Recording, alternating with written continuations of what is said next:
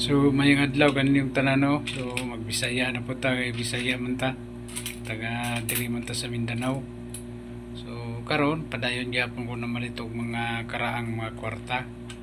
So nalag ko i-share sa inyo nga antod karon ako pang ginapalit. So kaning kwento na. So nakabutang diri nakasulat is dekada ng kultura Pilipino.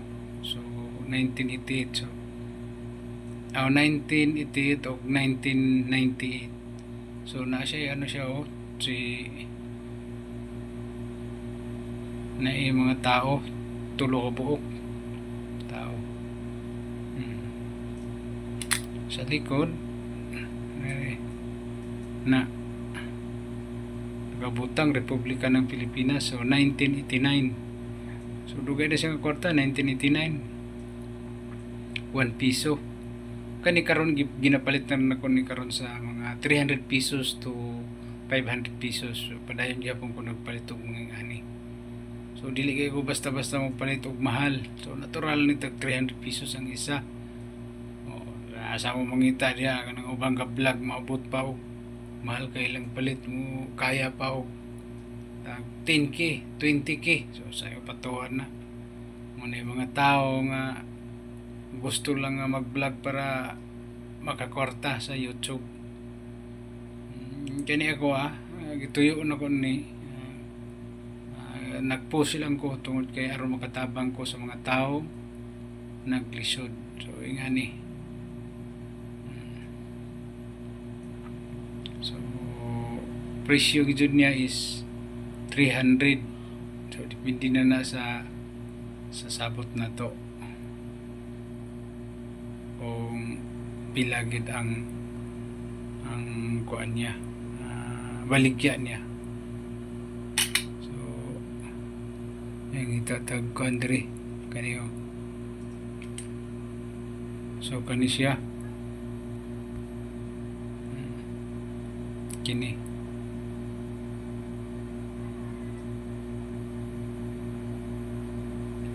siya tanaw na ito nagtarong ika 400 taon ng Antipolo sa Rizal. So ika 400 taon ng Antipolo to sa sa Rizal dito sa Maynila. So 1591 o 1991 kani. So simra gid siya atong presyo atong isa magpapareha ra gid siya. Kani palitan ra gud gyapon sa 300 pesos to 500 kani. So kamera kay akong napalit og mga ani So 1 piso gyapon siya Republika ng Pilipinas. 1 piso. So 1991 sa una ning panahon. So bata pa ako 1991 pa nga kwarta. So karon wala na hinahinay na sa kawala. So kani kung naagay ngani pwede ka mag-comment diha sa akong video. So padayon gyapon ko nagpalit og ingon ngani nga kwarta antod karon ginapalit gyapon ako ni siya. So kani ni siya 5 pesos.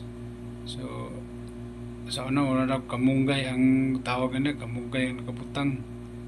So bulak siguro ni siya 5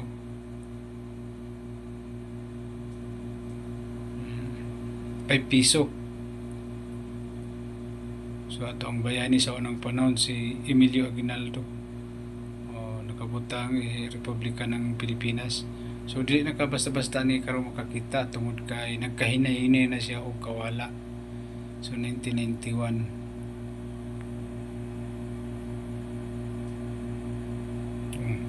Kana mo na akong ginapalit. So mangita pa jud ta diri na pag akong palit diri kani medyo dako ni siya. Sa una po ning panahon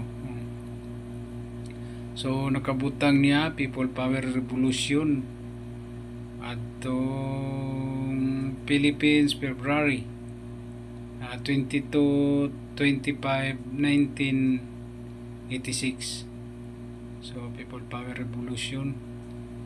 So People Power Revolution sa kwarta ni sa unang panahon. So value niya na 5 pesos o 10 pesos pa di. So dako na gani sa una 10 pesos atong 1988. So dungan ako na tao is 1988. Mao pagkatao nako 10 peso sa Republika ng Pilipinas. So nakay nga pwede na ito ni mapalit sa 1,000 to 7,000 to 800. Depende na kung pilay baligya nimo. So medyo kuan mo siya na siya buli medyo itom na siya. So kanang gipalit lang na ko ni tag 700 kada isa. So mao ni akong i-share sa inyo. So daghan pa kahit ang mga i-share sa inyo, pero karon padayon gihapon ko pamalit og mga karaang kwarta. So daghang salamat sa inyo sa katanaw sa akong video. Pwede kamo diha mag-comment sa akong video kay aron ma-replyan ka nako. Diri lang ni sa Mindanao. Pag sa Manila, so daghang kay nag-comment sa ako na taga Visayas. So nag-comment sila nga gusto nila paliton kay aron matabangan daw sila pang tambal kuno sa mga sa pamalit nila tambal para sa ilahang maintenance kada adlaw. So ako lang pasabot sa inyo mopalit jud ko pero gusto lang ako magkita, di lang ko mo padala kwarta. So naara ko diri sa Mindanao, pwede mo diha mag-comment sa akong video. So daghan salamat sa nagtan-aw ni akong video. So God bless sa inyong tanan. Bye bye.